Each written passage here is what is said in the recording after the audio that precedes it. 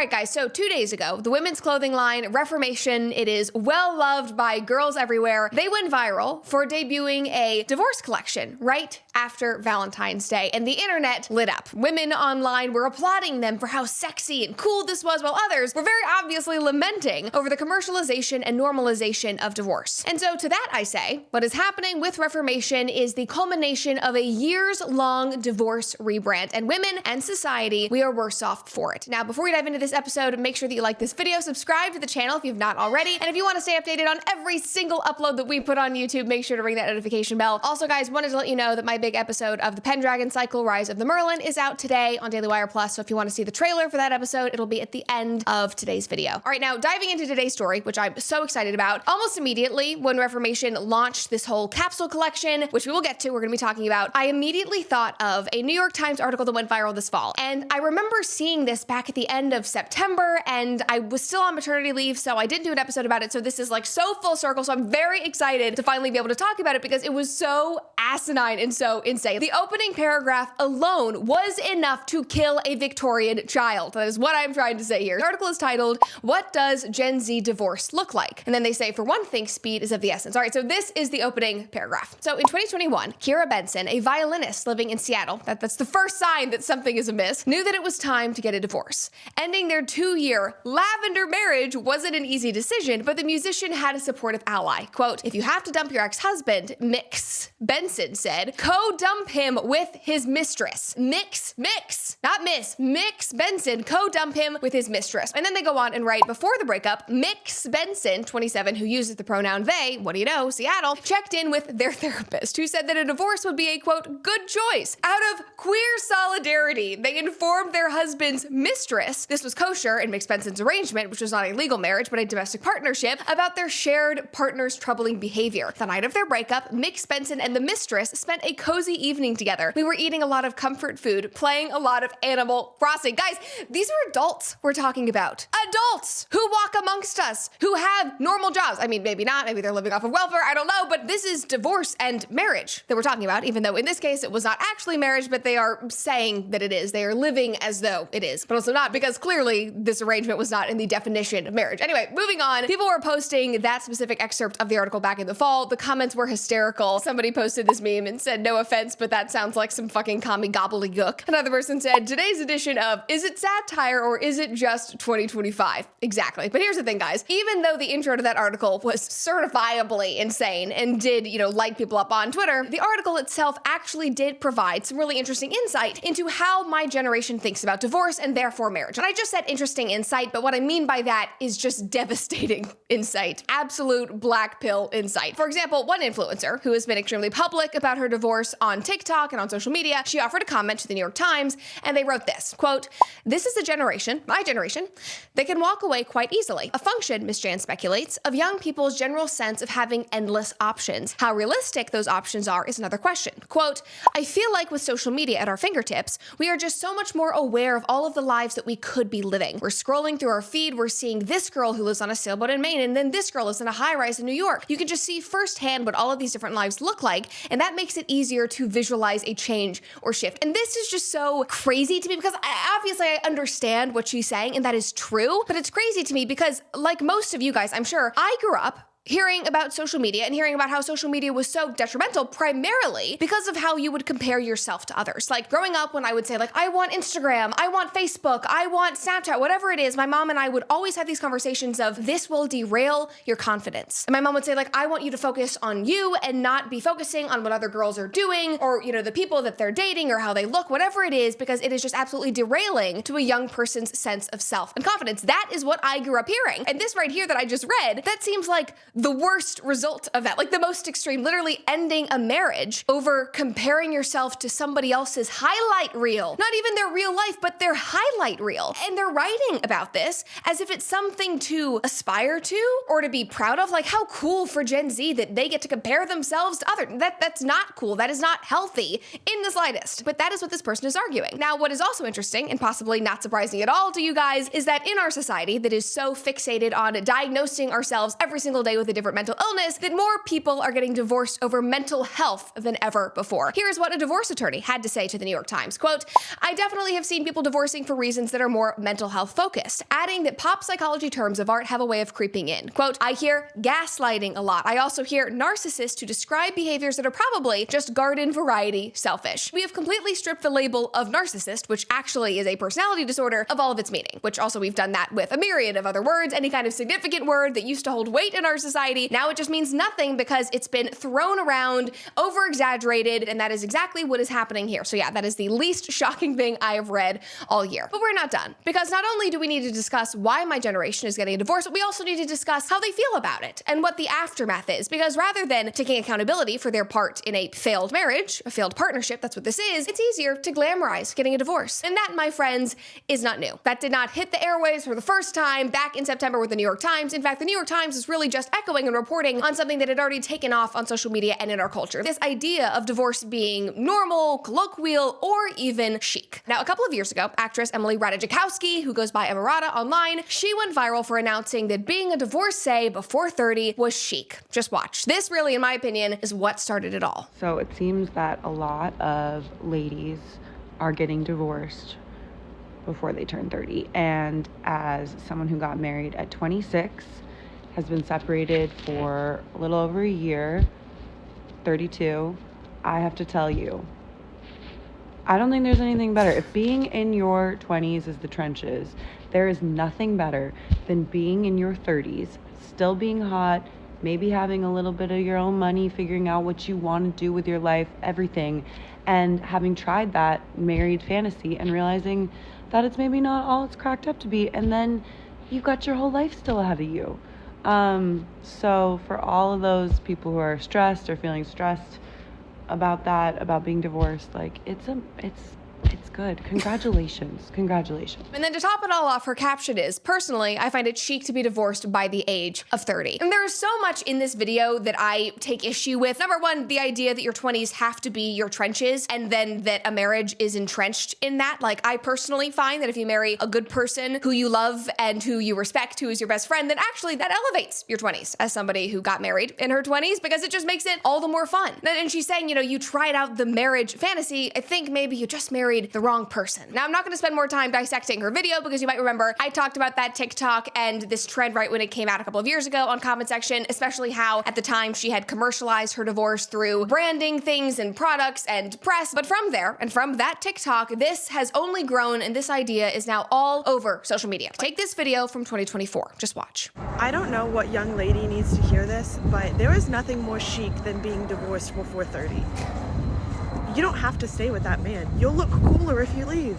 And don't get me started on how slay it is to break up an engagement. Like, yeah, logistically it's a nightmare, but for the lore, it's incredible. So it's all about looking cool. It's all about how you are perceived, which honestly says a lot about our society, that somebody who is breaking up an engagement or getting a divorce is seen as elevated, as chic, that is something to applaud, and it certainly is being applauded because all of the comments were women clapping like seals. One of them said, "Do it for the freedom and the plot." Another person said, "Please, divorce is the new flex." And then another girl said, "And also, how slay is it to be drinking a martini in a jazz bar while wearing a velvet dress and then saying, 'My first husband'? Like, who is this diva?" Okay, like that is a fantasy. You're like making fun of the fantasy of marriage. You are living your life based on the fantasy of divorce that maybe you've seen in a movie somewhere, some like hot divorcee. Like, let's be real. You're not gonna be at a jazz bar with a martini. You're gonna be in your apartment playing Animal Crossing. Like, that is what my generation is doing. So this entire idea is based on a fantasy. Like, it's hot, it's cool. You're doing it for the plot. Which, by the way, reminds me of something that a different divorce attorney talked about in that same New York Times article. She said,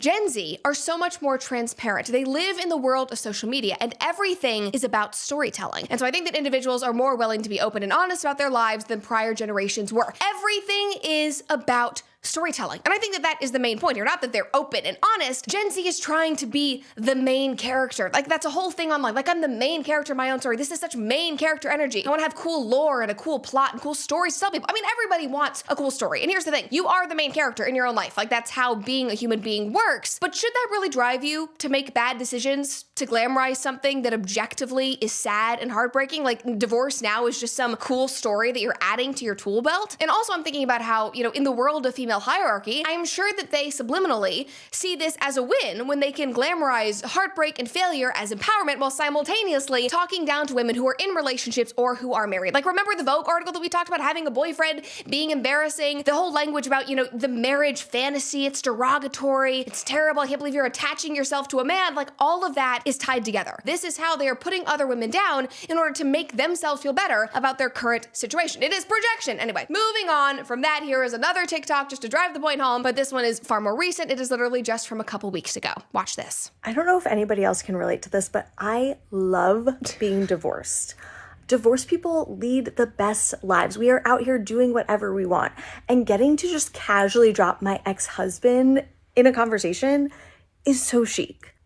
Being sad about being divorced, I can't relate. Can't relate. Now, you know what I find very cool and very chic? Marrying a good person and doing all of those things in life together and having fun and still doing what you want to do, but you're doing them with somebody who you love, who is your best friend, who is supporting you. No, you do not have to be divorced to be leading the best life, to be able to do the things that you want to do and accomplish all the things that you want to accomplish. You do not have to be divorced. Anyway, again, the comments echoed the sentiment, applauding like seals. One woman said, "Yes, I am so proud of being divorced. My marriage was so cringe." That's how you're described. Okay, anyway, somebody else commented and said, "I am honestly loving it now," plus saying ex-husband is a flex. Again, it's just like the cool factor.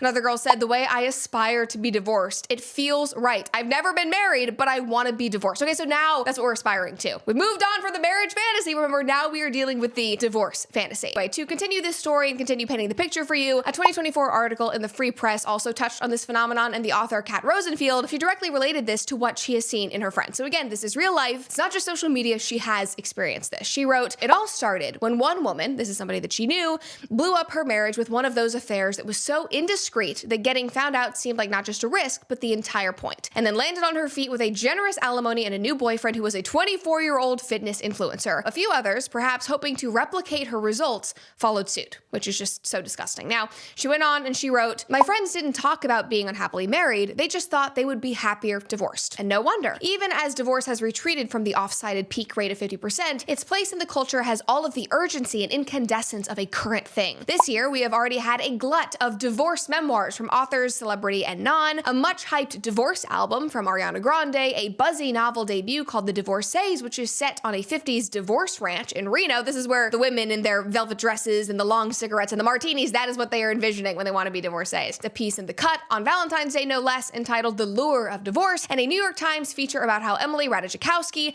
has set off a booming new market for divorce rings, refashioned from the wearer's old wedding band. One of them is engraved with the word badass, a detail I would have found absolutely impossible to believe had it not been accompanied by photographic evidence. So from social media to our celebrities to Hollywood to the novels to memoirs, everything, it has infiltrated every aspect of our society. And again, that was written in 2024. So now jump 2 years ahead, we have now landed here with me doing this episode in February of 2026 because the well-loved women's clothing brand Reformation, I buy so much stuff from them. They just launched 48 hours ago their divorce collection, which is a collaboration with a famous divorce attorney named Laura Wasser. She is the one linked to Kim Kardashian's divorce. She did Ariana Grande's divorce, all of that. She is well known, the Hollywood divorce attorney. And this is the text that they sent out to all of us who are on their text and email list. Here's a photo of Laura, and they said, "Reformation, the divorce collection is here for feeling sexy and empowered," starring acclaimed attorney Laura Wasser. And the hallmark piece of this entire collection was a Dump Him sweatshirt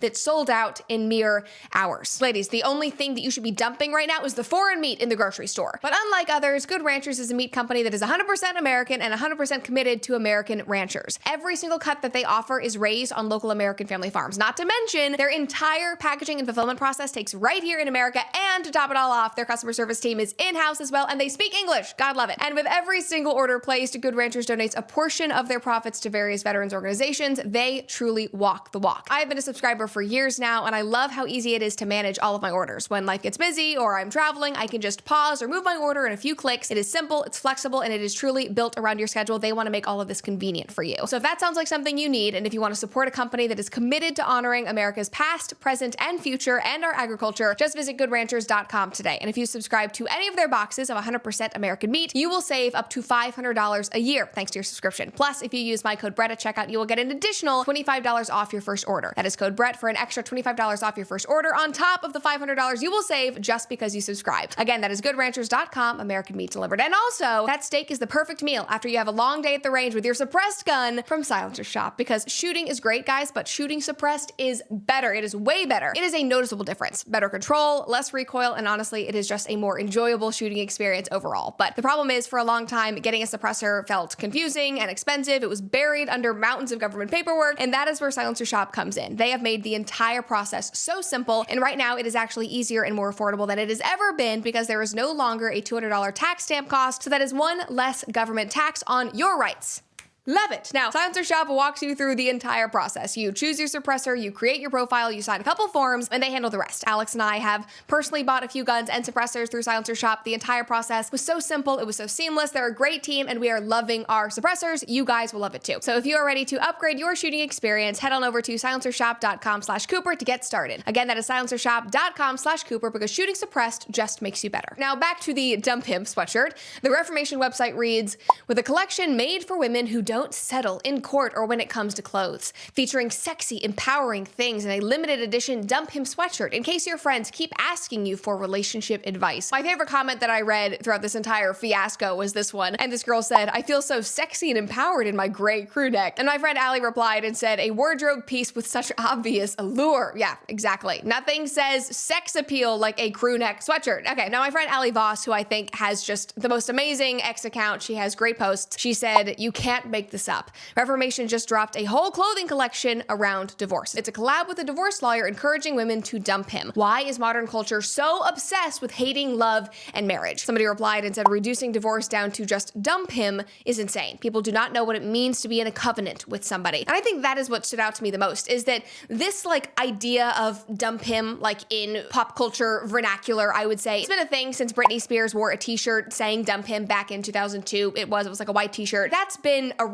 for a while, but I think this is the first time that they have connected it to divorce. They are minimizing divorce to just breaking up with somebody. Just don't dump him. It's so easy. It's so chill. It's so casual. That is why this was so abrasive to me, because divorce is anything but casual. Obviously, my generation doesn't feel that way, but in actuality, it is. It's incredibly serious. It's incredibly difficult. It is severe. It is the breaking of a commitment, the breaking of a covenant. Anyway, going on, somebody else commented and said, the worst girl you know is buying this to wear in her 6-part TikTok series about failed Hinge dates. Yeah, it's storytelling. It's storytelling again. It always goes back to that. It goes back to the main character energy. Amidst all of this, there was some pushback and some people attempting to defend Reformation. Like this commenter said, they did a very poor job marketing this, but the divorce collab is a fundraiser for legal services for women seeking divorce in domestic violence situations. And not that this changes the marketing strategy and how gross I think it is, but I read that comment and I thought, okay, well, at least some good comes of this. That is at least a positive thing. I am in support of that. But then when people looked into it, including Allie, that was not said anywhere. On their website, they wrote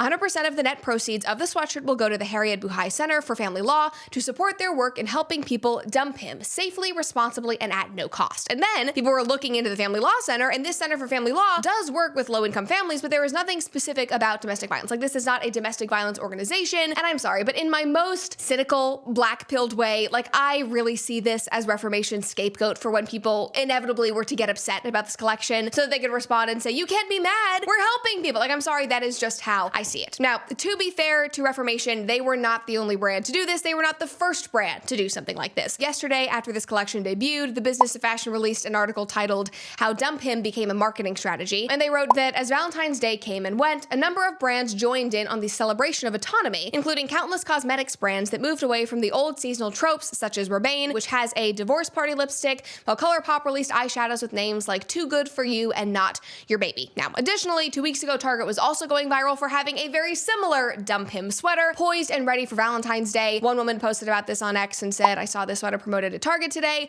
Could you imagine if in the month leading up to Valentine's Day, Target was spotlighting a Dump Her sweater in the men's section? People would lose it. I am so tired of this just garbage. Now, the other thing that I want to say here, and the guys out there might not care about this at all, but as a woman, I do care. It's like, okay, this is so cringy that Reformation is doing something that Target is doing. Like, the whole thing is just cheap. It does not feel thought out in the slightest, and I'm sorry, but I hate it. And I hate that I hate it because I love Reformation. Anyway, moving on. Thanks to all of this, everything that we've talked about today, there has been a long-running conversation online specifically about how this idea, this pervasive idea about a normalized divorce, of glamorizing divorce, how it took hold in our culture. And people will very quickly point to modern feminism. They point to our selfish and hedonistic culture, rightfully so, I agree. But I do think that there might be an even more obvious and simple reason. And it actually was clearly stated in that first New York Times article, which they released back in September. Listen to this. We're going back to this throuple here. They write, according to Mix Wallace, many members of Gen Z, even the newly married, see marriage as a commitment that is neither final nor exclusive. The rise of non-traditional relationship models reshaped expectations of married life, and when non-monogamous options are on the table, some of marriage's stricter requirements are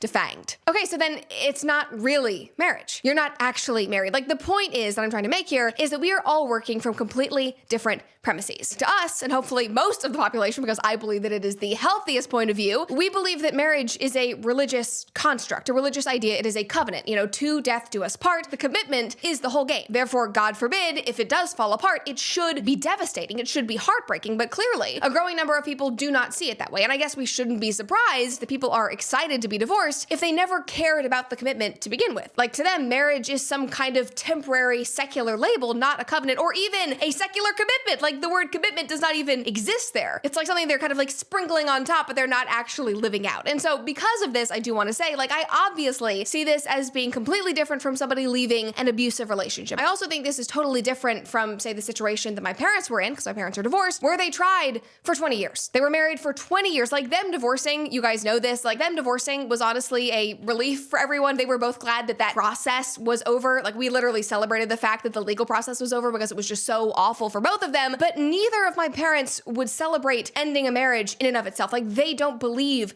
that that is a good thing, if that makes sense. Like, that part of it was heartbreaking, even if they believe that the situation was for the best. But these people, literally based on what they are saying, they aren't excited to be divorced just because the marriage was painful or bad or they couldn't make it work after 20 years. They think that the dissolution of the marriage and the act itself of getting a divorce is what is chic. And additionally, and this might be the most honest sentiment of all, I think that many of these individuals choose to promote this idea to simply mask the very natural, normal heartbroken feelings that they do have. And rather than being publicly honest in their TikTok story times about the pain or their feelings of failure and heartbreak, they have just turned it into yet another vapid rallying cry for women that has now been commercialized by brands. And it is a gross rallying cry that will only continue to hurt women and our relationship with men and marriage itself. So miss me with that. Not interested. Shame on you, Reformation.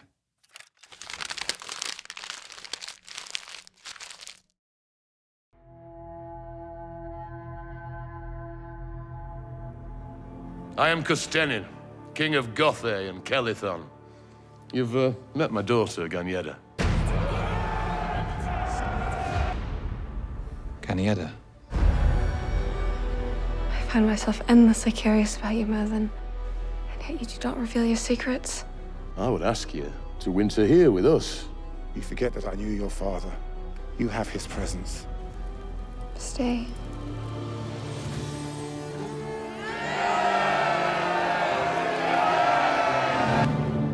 I sense danger in this place.